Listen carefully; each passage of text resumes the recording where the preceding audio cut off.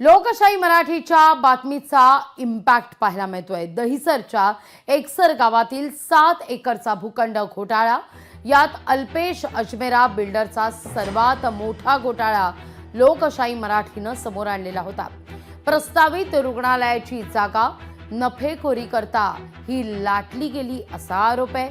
मात्र प्रस्तावित रुग्णालयासाठी कोणतंही पाऊल उचलण्यात आलं नाही। लोकशाही मराठीच्या बातमीनंतर हा मुद्दा विधानसभेत उपस्थित करण्यात आलेला आहे।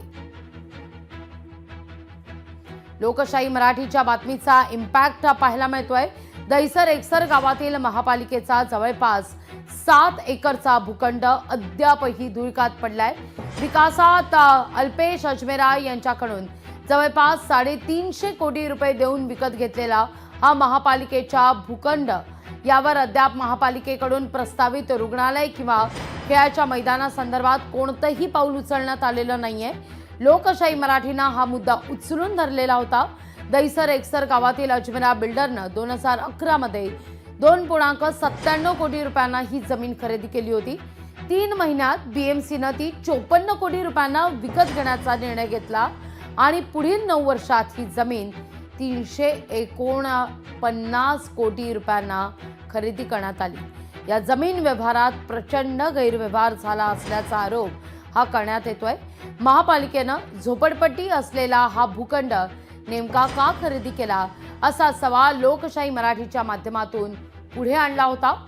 नेमका हाच मुद्दा आमदार मनीषा चौधरी, स्थानिक आमदार मनीषा चौधरी यांनी सभागृहात उपस्थित केलेला आहे। लोकशाही मराठीनं हा मुद्दा उपस्थित केल्यानंच पुन्हा एकदा या भूखंडाच्या खरेदी मागे काय गौड बंगाल आहे हे आता समोर येणार आहे।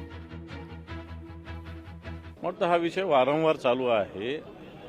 या विषयामध्ये कोणाला तरी सरकार फेवर करतंय आणि हे फेवर करणं मला असं वाटतं जनतेची लूट अशा पद्धतीनं ठिकठिकाणी होती, त्याच्यातलाच हा प्रकार आहे। सत्ताधारी आमदार जर म्हणत असतील तर भ्रष्टाचारामध्ये सरकार अखंड बुडालेला आहे असा त्याचा स्पष्ट अर्थ होतोय आणि त्यालाच सत्ताधारी आमदार आम्ही विरोधक म्हणू तर हा विरोधकांचा आरोप असतो। सत्ताधारी पक्षाचे आमदार जर अशा प्रकारचा आरोप करत असतील तर मग याचा अर्थ स्पष्ट आहे की सरकार भ्रष्टाचाराला खतपाणी घालत आहे आणि भ्रष्टाचारांना कारवाई करण्यासाठी सरकारची हिंमत नाही।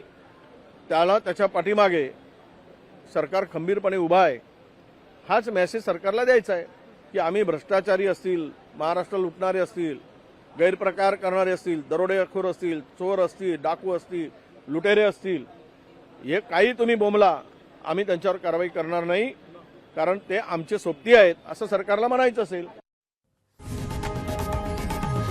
लोकशाही मराठी ऐका, पहा, जागरूक रहा।